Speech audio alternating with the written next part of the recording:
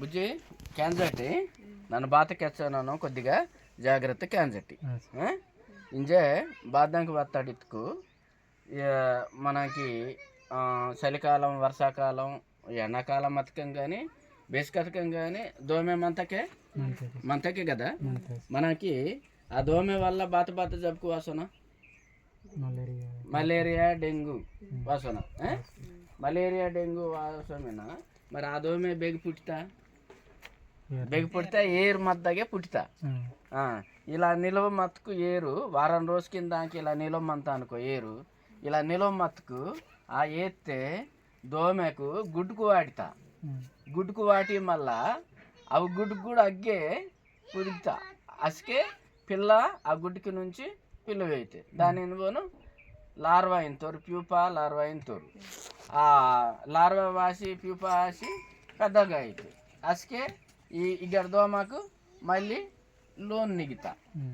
మరి లోకత్పై మరి మీరు ములిపి మరి పట్టి మంతిరు కదా దుప్పటి బాత ముచ్చిరు దుప్పుడు ముచ్చకుండా అలెమ్మంతీరు మరి దోమ కుట్టుకు మరి ములిపి కుట్టాను దోమ బాత వేయితే ఎడికి వేయితా బాత ఎడికెత్తుకు మలేరియా ఎడికి వేయితే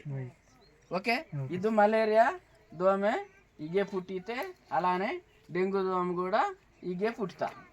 మరి డెంగ్యూ దోమ బేసికి కుట్టితే పయాలే కుట్టితే వేరే ఇంజ పొడుదు మత్తస్కే కుట్టితే ములిపి కుట్టుకంగానే అసలు పోతే వరగానే అసలు కుట్టు ములిపే ములిపి కుట్టినది పోను మలేరియా దోమ పయాలు కుట్టినది పోను డెంగ్యూ దోమ అందుకు మనోడందరూ మీరు మరిగెత్తకంగానే వారానికి 3 సార్లు దీంట్లో మొత్తం పాత ఎర్తిని పుచ్చిముట్టు మళ్ళా కొత్త ఏరు నిమ్ముట్టు మీరు దీంట్లో మళ్ళీ మూత వాటి మందాటి దీంట్లో పూర మూత వాటుకు దోమ లోపలికి నిగ్గో